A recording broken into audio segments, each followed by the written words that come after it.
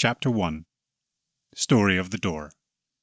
Mr. Utterson the lawyer was a man of rugged countenance that was never lighted by a smile. Cold, scanty, and embarrassed in discourse, backwards in sentiment, lean, long, dusty, dreary, and yet somehow lovable. At friendly meetings and when the wine was to his taste, something eminently human beaconed from his eye, something indeed which never found its way into his talk, but which spoke not only in these silent symbols of the after-dinner face, but more often and loudly in the acts of his life. He was austere with himself, drank gin when he was alone to mortify a taste for vintages, and although he enjoyed the theatre, had not crossed the doors of one for 20 years. But he had an approved tolerance for others, sometimes wondering, almost with envy, at the high pressure of spirits involved in their misdeeds, and in any extremity inclined to help rather than to reprove. "I incline to Cain's heresy," he used to say quaintly. "I let my brother go to the devil in his own way." In this character it was frequently his fortune to be the last reputable acquaintance and the last good influence in the lives of down-going men, and to such as these, as long as they came about his chambers, he never marked a shade of change in his demeanour. No doubt the feat was easy to Mr. Utterson, for he was undemonstrative at the best, and even his friendships seemed to be founded in a similar catholicity of good nature. It is the mark of a modest man to accept his friendly circle ready-made from the hands of opportunity, and that was the lawyer's way. His friends were those of his own blood, or those whom he had known the longest. His affections, like ivy, were the growth of time. They implied no aptness in the object, hence, no doubt, the bond that united him to Mr. Richard Enfield, his distant kinsman, the well-known man about town. It was a nut to crack for many what these two could see in each other, or what subject they could find in common.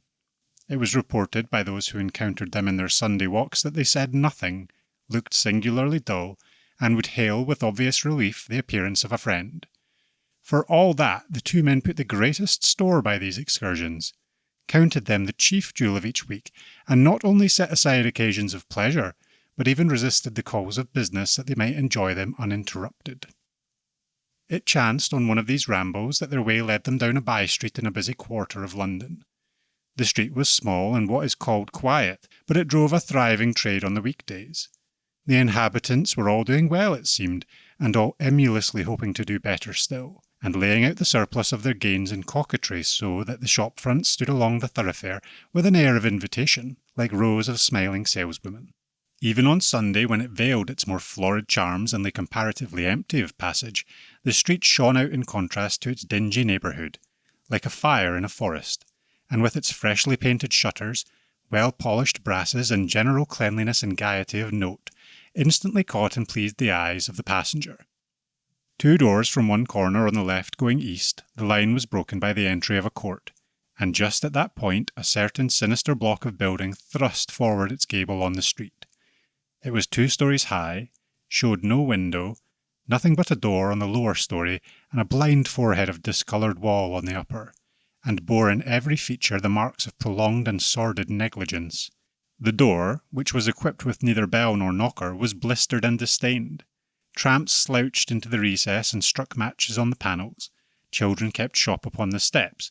The schoolboy had tried his knife on the mouldings, and for close on a generation no one had appeared to drive away these random visitors or repair their ravages. Mr. Enfield and the lawyer were on the other side of the by-street, but when they came abreast of the entry, the former lifted up his cane and pointed.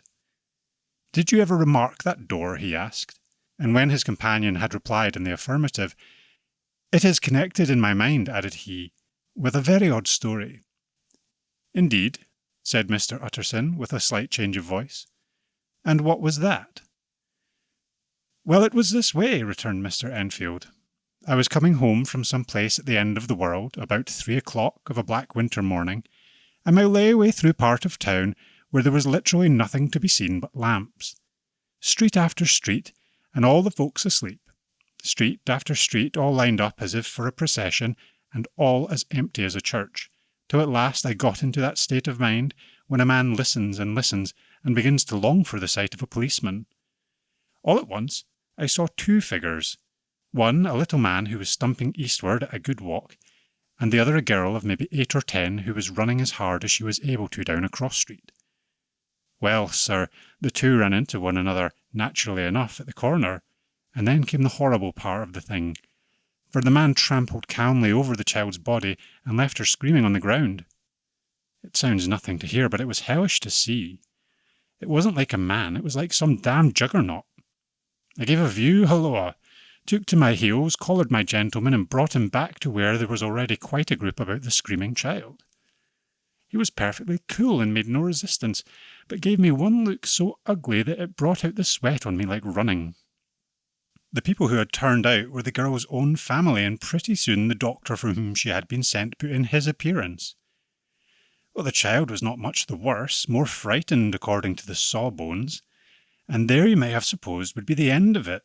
But there was one curious circumstance. I had taken a loathing to my gentleman at first sight, so had the child's family, which was only natural, but the doctor's case was what struck me. He was the usual cut-and-dry apothecary of no particular age and colour, with a strong Edinburgh accent, and about as emotional as a bagpipe. Well, sir, he was like the rest of us. Every time he looked at my prisoner, I saw that Sawbones turn sick and white with the desire to kill him. I knew what was in his mind, just as he knew what was in mine, and killing being out of the question, we did the next best. We told the man we could and would make such a scandal of this as should make his name stink from one end of London to the other. If he had any friends or any credit, we undertook that he should lose them. And all the time, as we were pitching it in red hot, we were keeping the women off him as best we could, for they were as wild as harpies. He never saw a circle of such hateful faces, and there was the man in the middle, with a kind of black sneering coolness. Frightened too, I could see that, but carrying it off, sir, really like Satan. If you choose to make capital of this accident, said he, I am naturally helpless. No gentleman but wishes to avoid a scene, says he. Name your figure.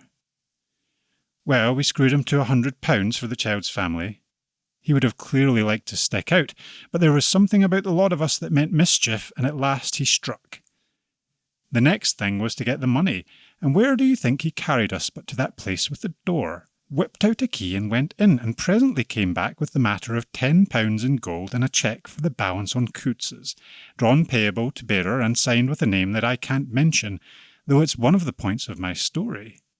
But it was a name, at least, very well known and often printed. The figure was stiff, but the signature was good for more than that if it was only genuine.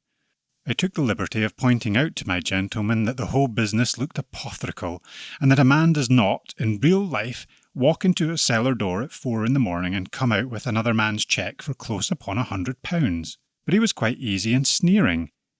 Set your mind at rest, says he. I will stay with you till the bank's open and cash the cheque myself.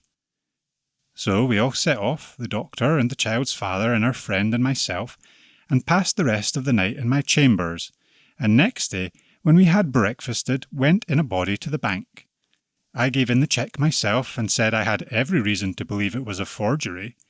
Not a bit of it. The cheque was genuine. Tut, tut, said Mr. Utterson. I see you feel as I do, said Mr. Enfield. Yes, it's a bad story. For my man was a fellow that nobody could have to do with, a really damnable man, and the person that drew the cheque is the very pink of the proprieties. Celebrated too, and, what makes it worse, one of your fellows who do what they call good. Blackmail, I suppose, an honest man paying through the nose for some of the capers of his youth. Blackmail House is what I call that place with the door in consequence, though even that, you know, is far from explaining all, he added, and with the words fell into a vein of musing. From this he was recalled by Mr. Utterson asking rather suddenly, "And you don't know if the drawer of the cheque lives there?" "A likely place, isn't it?" returned Mr. Enfield. "But I happen to have noticed his address. He lives in some square or other." "And you never asked about the place with the door?" said Mr. Utterson. "No, sir, I had a delicacy," was the reply. "I feel very strongly about putting questions. It partakes too much of the style of the Day of Judgment. You start a question, and it's like starting a stone. You sit quietly on the top of a hill, and away the stone goes, starting others, and presently some bland old bird, the last you would have thought of, is knocked on the head in his own back garden, and the family have to change their name. No, sir, I make it a rule of mine. The more it looks like Queer Street, the less I ask." "A very good rule too," said the lawyer. "But I have studied the place for myself," continued Mr. Enfield, It seems scarcely a house. There is no other door, and nobody goes in or out of that one but once in a great while the gentleman of my adventure. There are 3 windows looking on the court on the first floor, none below. The windows are always shut, but they're clean, and there is a chimney which is generally smoking, so somebody must live there, and yet it's not so sure, for the buildings are so packed together about the court that it's hard to say where one ends and another begins. The pair walked on a while in silence, and then, "Enfield," said Mr. Utterson, "that's a good rule of yours." "Yes, I think it is," returned Enfield. "But for all that," continued the lawyer, "there's one point I want to ask. I want to ask the name of the man who walked over the child." "Well," said Mr. Enfield, "I can't see what harm it would do. It was a man of the name of Hyde." "Huh," said Mr. Utterson. "What sort of a man is he to see?" "He's not easy to describe.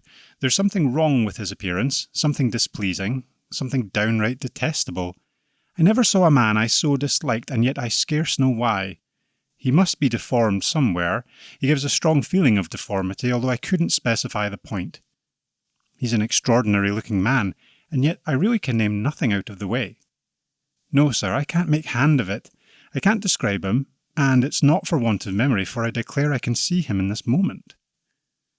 Mr. Utterson again walked some way in silence, and obviously under a weight of consideration.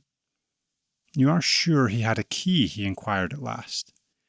"My dear sir," began Enfield, surprised out of himself. "Yes, I know," said Utterson. "I know it must seem strange. The fact is, if I do not ask you the name of the other party, it is because I know it already. You see, Richard, your tale has gone home. If you have been inexact in any point, you had better correct it." "I think you may have warned me," returned the other man with a touch of sullenness. "But I have been pedantically exact, as you call it. The fellow had a key, and what's more, he still has. I saw him use it not a week ago."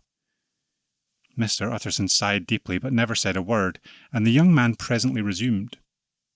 "Here is another lesson to say nothing," said he. "I am ashamed of my long tongue. Let us make a bargain never to refer to this again." "With all my heart," said the lawyer. "I shake hands on that, Richard."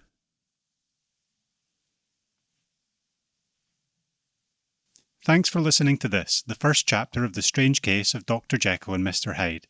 If you've enjoyed my reading, leave a like or a comment. This is the first time I've attempted any kind of narration or voiceover work, so I'd really like to know if people are enjoying listening to me before I commit more time to this. All being well, I'll see you in the next one. Thanks again for listening.